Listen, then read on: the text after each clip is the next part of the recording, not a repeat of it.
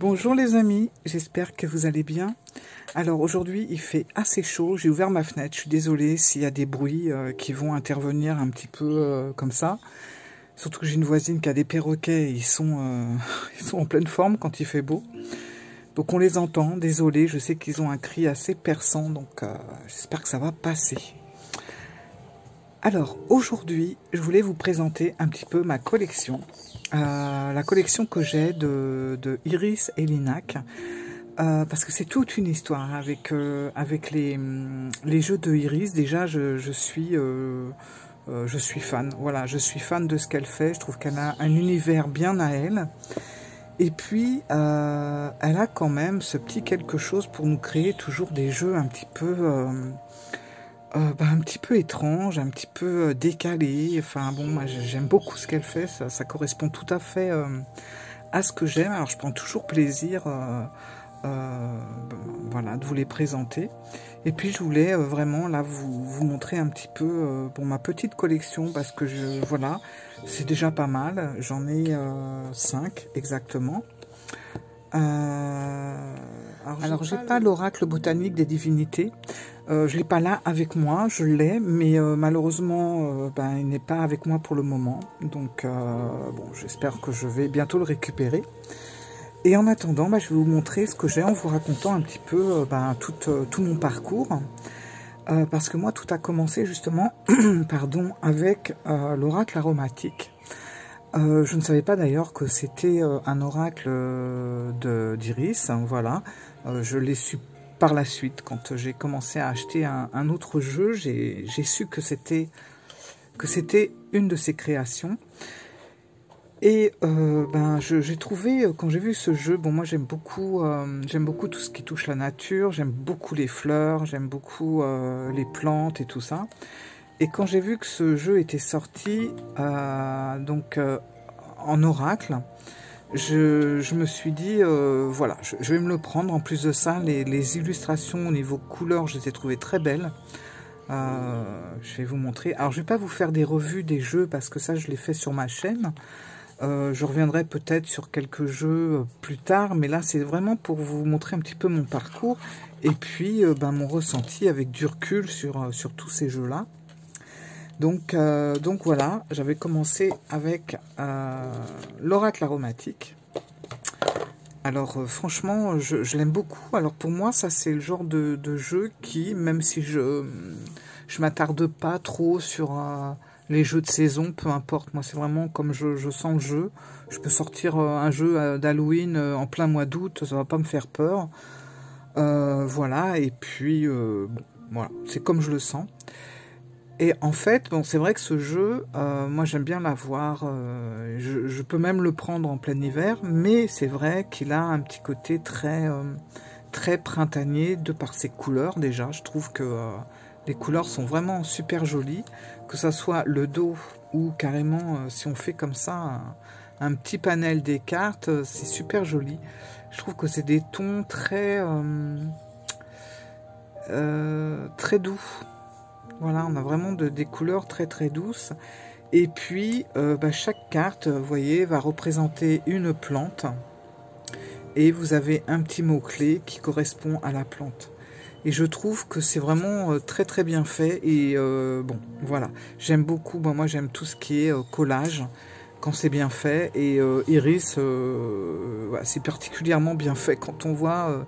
voilà la carte cyste. Alors, je suis pas très forte en plantes, mais je m'y intéresse en tout cas de plus en plus. Et du coup, en ressortant mon jeu, je me suis dit, ça serait super sympa de le marier peut-être avec,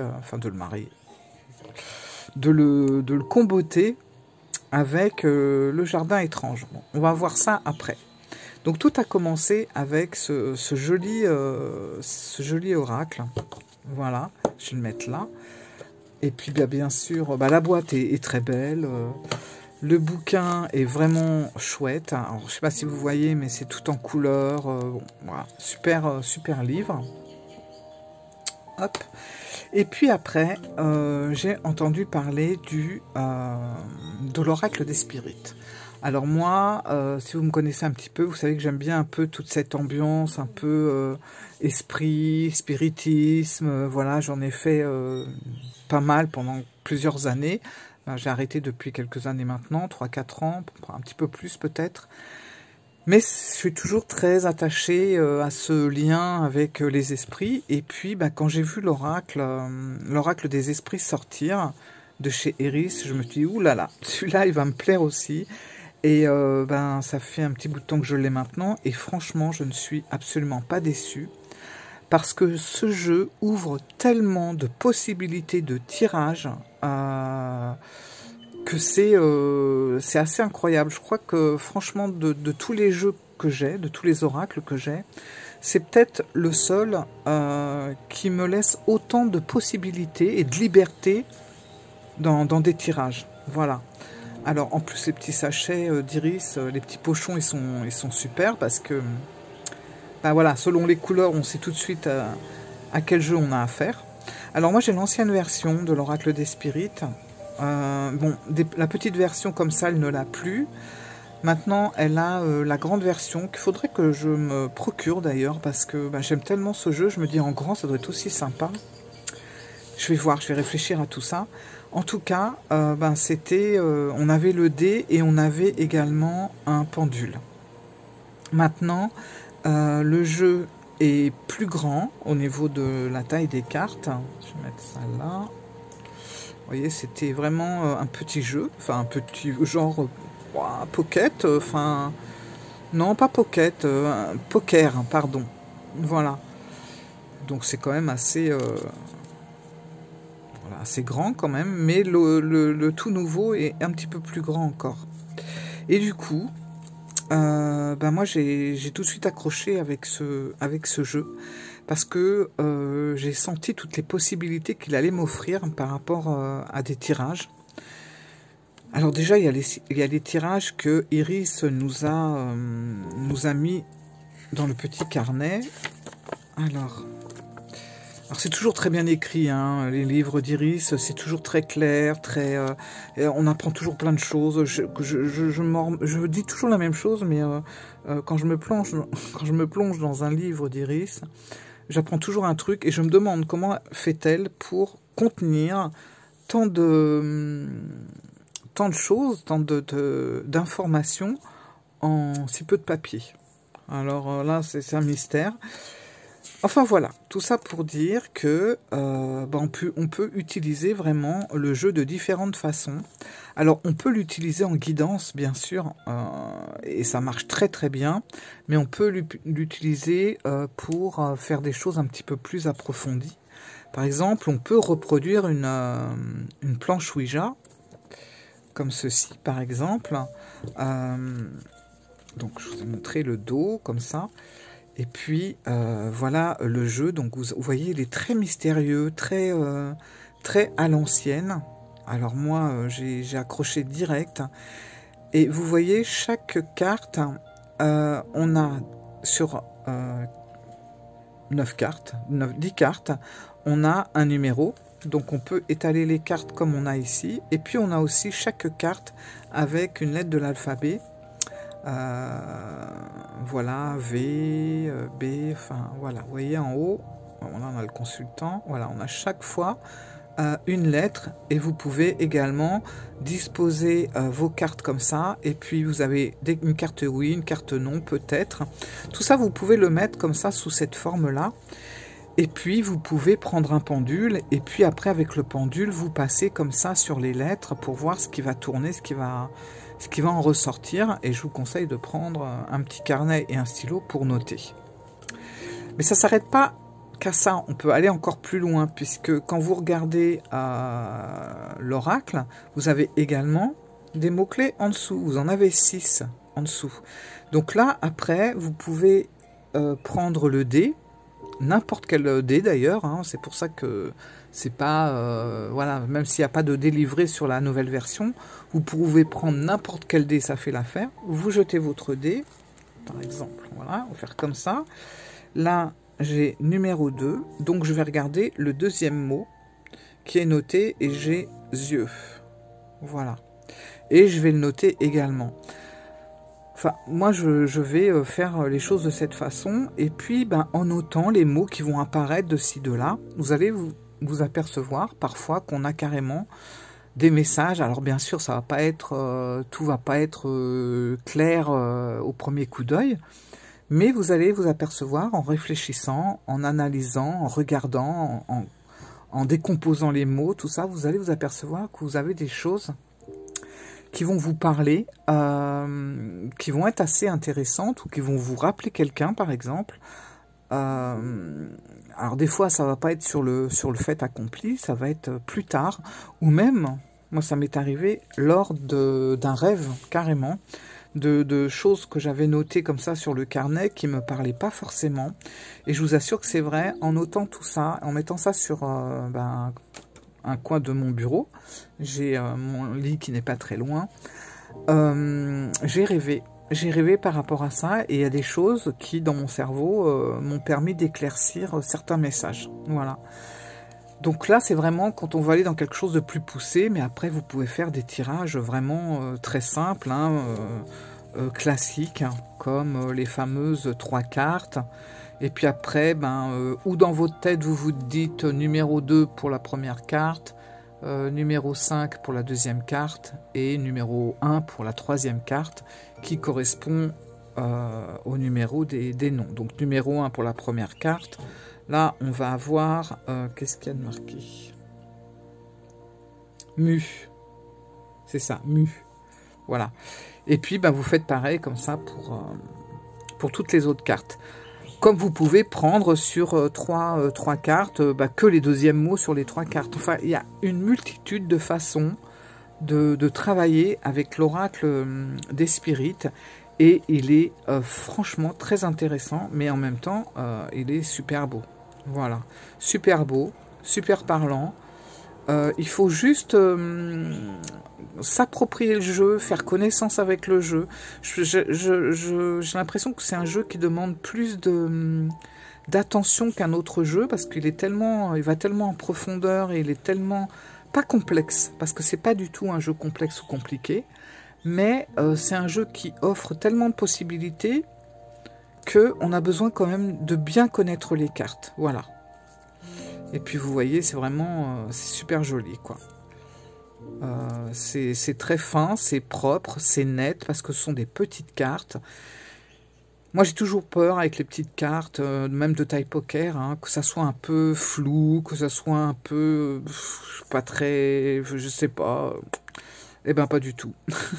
Ce jeu est vraiment super sympa.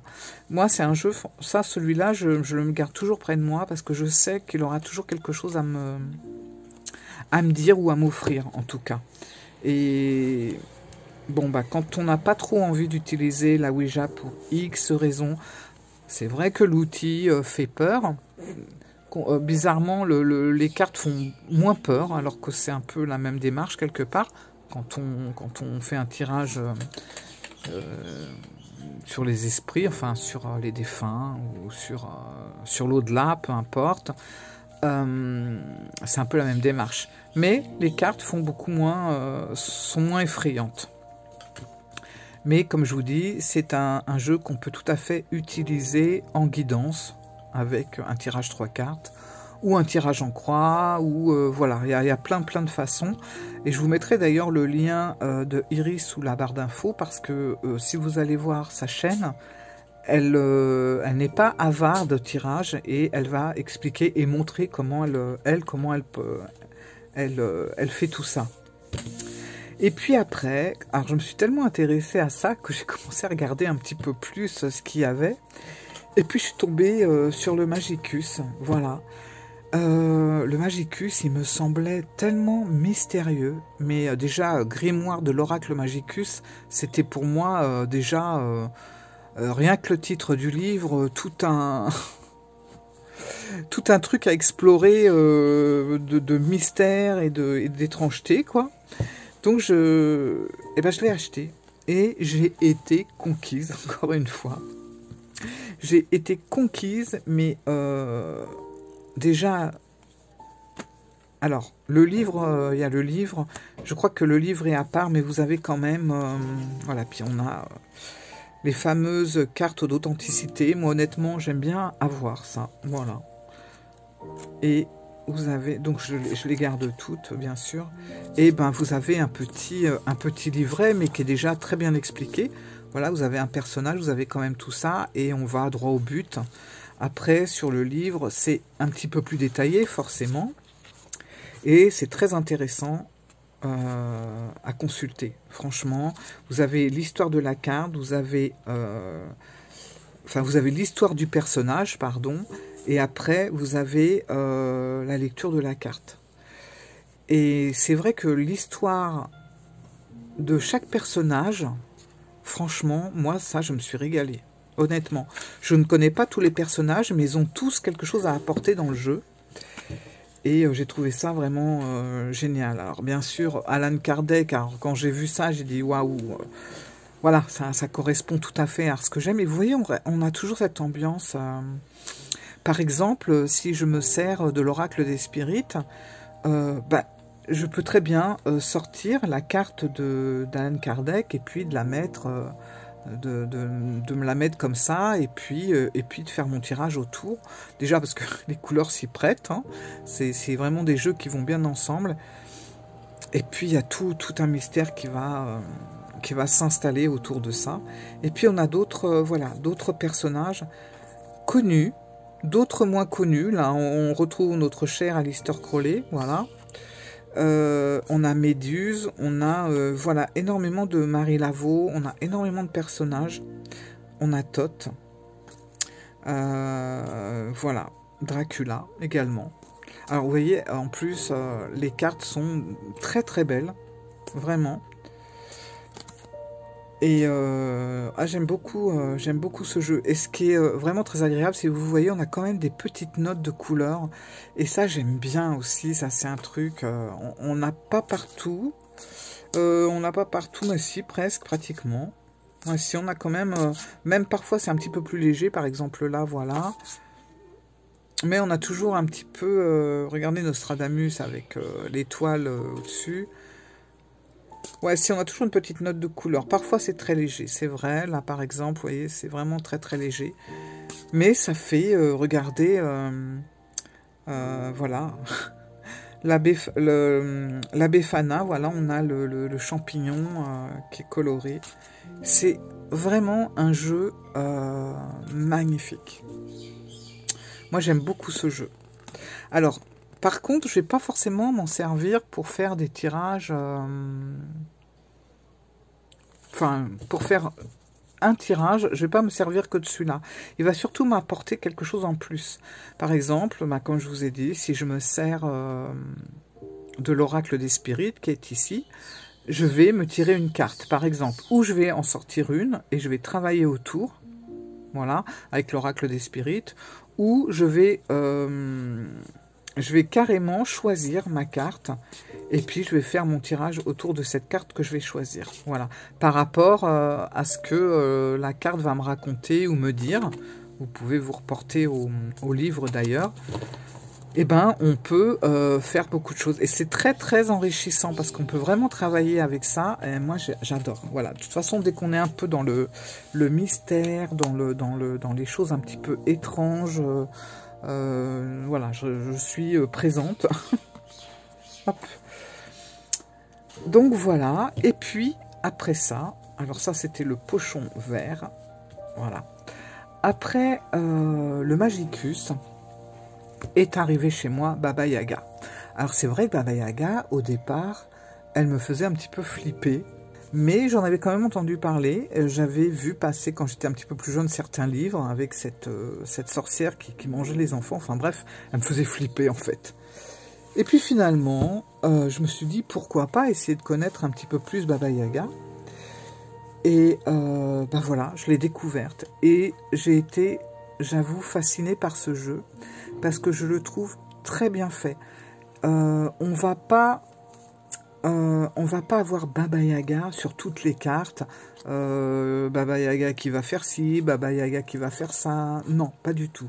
C'est-à-dire qu'on a déjà, alors ça j'aime bien cette carte, qui va faire un peu office de joker.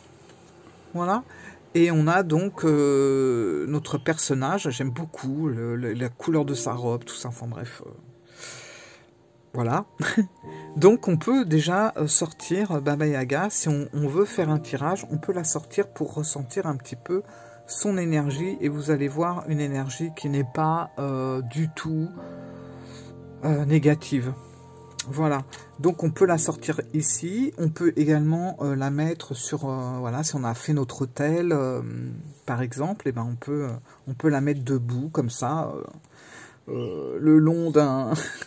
le long d'une bougie, par exemple. Et puis, on va tirer nos cartes autour. Et vous voyez, on a de très belles cartes. Et là, c'est un jeu qu'on peut se servir seul. Franchement, ça donne de très très bons résultats. Voilà, alors la porte de la hutte, je vous l'avais présenté ce jeu. Et bon, on a tout un folklore aussi russe qui tourne autour de ça. Le miroir d'eau, il y a beaucoup de choses. Le cercle de pierre, regardez ça. C'est un très très beau jeu. On a le chevalier blanc, on a un peu plus loin le chevalier noir. Et on a... combien on en a? 1, 2, 3. On a 4 cartes, je crois, qui sont comme ça, à l'horizontale, et qui vont représenter Baba Yaga. Donc on en a juste 4, hein. C'est pas un jeu qui... voilà, on n'est pas sans arrêt en train de faire ça. On a juste 4 cartes qui va représenter Baba Yaga. Comme si Baba Yaga, selon les cartes qu'on va tirer, allait se former, voilà, on va voir ses pieds, on va voir son cœur, on va voir son ventre, sa tête, voilà. Et ça, je trouve que c'est très intéressant pour des tirages aussi. Donc voilà, c'est un très très beau jeu. Le corbeau blanc. La fumée de cheminée, la lune, les roses bleues, regardez comme c'est beau, franchement, et un côté très mystérieux aussi, l'arc-en-ciel nocturne, je sais pas, vous devez entendre l'oiseau, mais j'adore les oiseaux, mais là, toute la journée ils piaillent, il y en a 2 en plus. Ah là là, enfin voilà, cavalier noir, la mare sans fond, très belle carte. Le chaudron baignoire. En plus, j'aime bien les noms de ce jeu. Hop. Le coffre aux os. Souvenir, vous avez des mots-clés en dessous. Hein. Souvenir, mémoire, oubli. La croisée des chemins. C'est un magnifique jeu. Et vous voyez, regardez, là on a les pattes. Non, là c'est la maison, je vous ai dit des bêtises. C'est les pattes de la hutte, voilà, qui est en 2 morceaux. Et là vous avez les pattes de Baba Yaga, voilà, vous voyez, qui vont se former. Bon, j'ai pas tout là, il manque... non, c'est bon. Hop. Et puis vous avez la tête. Donc ça peut servir aussi pour faire des tirages, pour... voilà, vous voyez. Enfin, c'est très très intéressant. Là, on a sa tête. Bon. C'est clair qu'elle fait un peu flipper quand même. Bon, moi au départ, je voyais Blair Witch, je voyais tous les trucs comme ça me faisait flipper. Et puis finalement, c'est fou, hein, on s'habitue, à force d'être avec elle et tout, on s'habitue et a un petit côté sympathique, voilà. Alors, bien sûr, le livre, ben il est top. Alors, on a la carte qui est représentée. Et ce qui est chouette aussi, c'est qu'on a, à chaque fois, on a un poème. Alors, attendez, je vais vous montrer. Par exemple, on va prendre la chouette sphinx, voilà. Vous avez l'explication, vous avez un poème. Et ensuite, vous avez la lecture de la carte. Et ça, c'est vraiment agréable pour se plonger à fond dans la carte. Et puis la comprendre surtout. Moi, j'aime beaucoup... j'aime bien avoir la lecture de la carte. Mais j'aime bien aussi le poème, bien sûr. Et j'aime bien avoir l'explication. Voilà. Par exemple, la porte de la butte. et ben voilà, ça nous explique, elle nous explique tout en fait. Voici l'entrée de la butte de Baba Yaga. Et puis ça nous explique tout plein de choses. Enfin, bon, j'adore. Moi, ce livre-là, ça m'est arrivé le soir de le lire sans m'occuper des cartes. Mes cartes étaient rangées. Et de le lire comme ça dans mon lit. Hein. Voilà, comme un petit bouquin, quoi. J'ai adoré parce que je me suis vraiment imprégnée de l'histoire de Baba Yaga. J'ai vraiment appris à la connaître et puis voir tous les messages que je pouvais en tirer à travers les cartes. J'ai adoré. J'ai passé un super moment avec Baba Yaga. Et puis les tirages aussi, hein, c'est vraiment super agréable. Et puis, récemment, est arrivé, alors là, voilà quoi. Donc, petit pochon vert, je trouve qu'il va très bien avec l'ambiance du jeu. Un petit carnet comme ça, tout petit, mais dans ma présentation de jeu, comme je vous l'ai dit, c'est une encyclopédie, voilà, de quelques pages. C'est-à-dire que Iris, elle nous fait, c'est pas genre, je fais un livre, enfin un petit livret pour, voilà, accompagner les trucs, enfin les cartes, puis on a l'impression que ça se répète et tout ça. Ah non, pas du tout. Là, vous avez carrément des explications, mais des choses que vous pourriez retrouver dans des petites encyclopédies. C'est hyper intéressant en fait.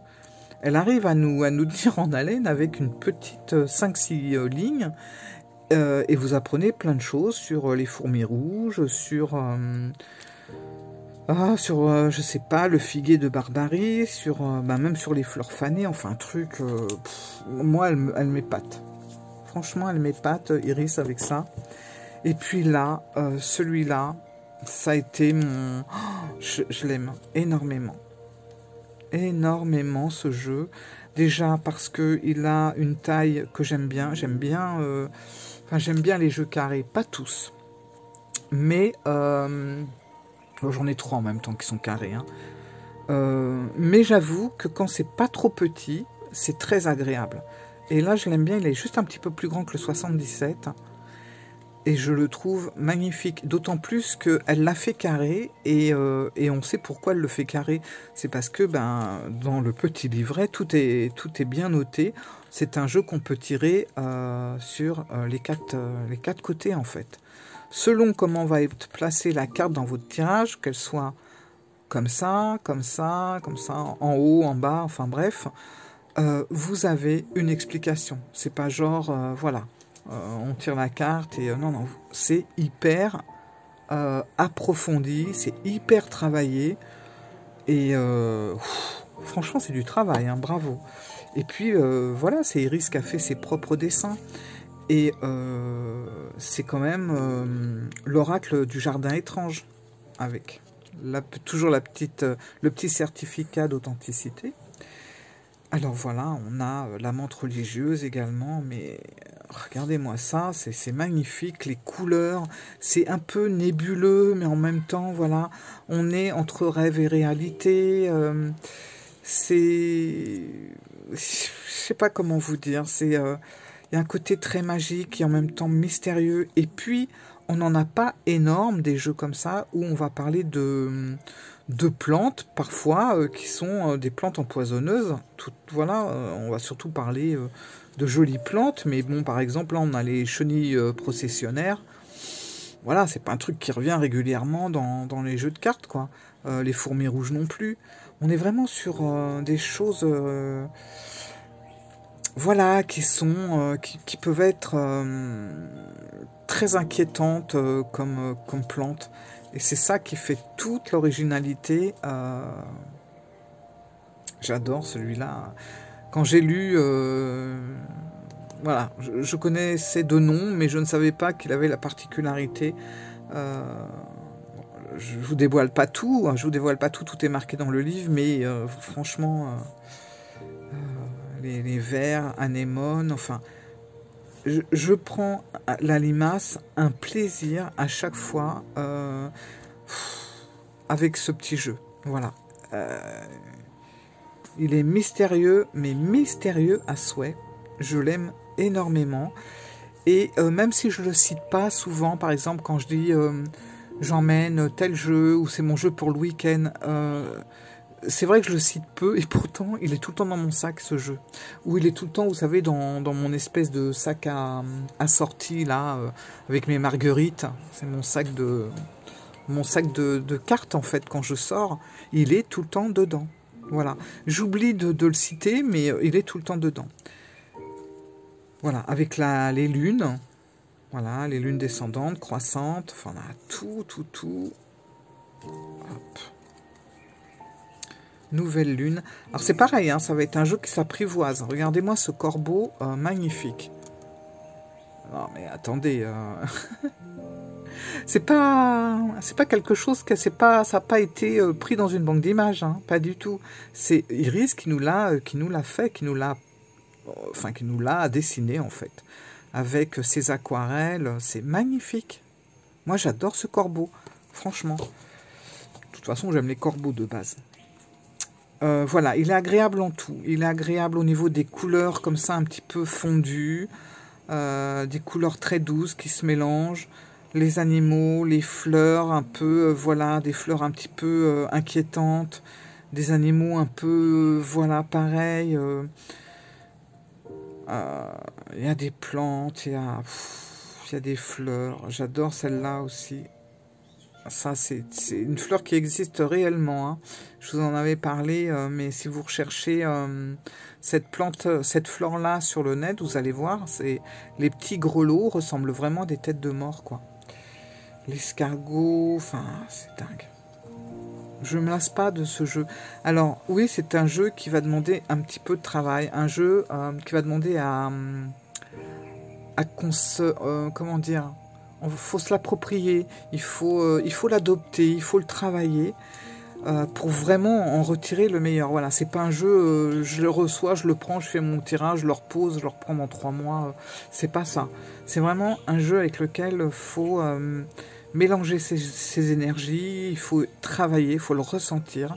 Moi, j'étais partie en forêt, je l'ai emmené et puis j'ai essayé de retrouver un petit peu des plantes qui ressemblaient à ça. Et non, franchement, il porte bien son nom. Oracle du jardin étrange. On est vraiment à fond dedans. Moi, je l'adore. Alors, c'est vrai que... Donc, du coup, voilà ma petite collection que j'aime vraiment beaucoup. Voilà, j'ai vraiment de la passion pour les jeux d'Iris. Et regardez, quand on prend encore l'oracle aromatique, on retrouve quand même, hein, on retrouve un petit peu, voilà, on retrouve des choses qui nous rappellent quand même Iris, et même, hein, par exemple, au niveau de ce côté très enfin pas épuré, mais comment dire, très flou des couleurs, on retrouve un petit peu ça dans le jardin étrange, je trouve, les couleurs comme ça, dans des tons un peu dilué. Enfin voilà. Je pourrais en parler des heures. Parce que ce jeu, enfin en tout cas les jeux que j'ai là me passionnent. Voilà. C'est vrai que ces jeux-là, j'aime beaucoup. Hop. Ils sont vraiment dans un ton, dans une atmosphère très particulière, je trouve. Les 5 jeux, je trouve qu'ils ont tous un côté très ésotérique. Enfin, on peut vraiment, surtout le Magicus, on ressent vraiment ce côté-là. Voilà. Voilà ma collection et je suis ravie d'avoir ces jeux-là. Voilà, merci Iris pour ce que tu fais. Et franchement, j'aime beaucoup. Voilà mes amis, bah, écoutez, j'espère que... je sais que vous êtes nombreuses à avoir quelques jeux d'Iris. Dites-moi si vous avez tel jeu ou si vous aimeriez en avoir un. Est-ce qu'il y en a un qui vous plaît plus qu'un autre? Voilà, dites-moi tout ça en commentaire parce que ça m'intéresserait de lire vos avis là-dessus. Et puis, bah, en attendant, je vais vous faire des gros bisous. Je vous dis à très bientôt. Ciao, au revoir.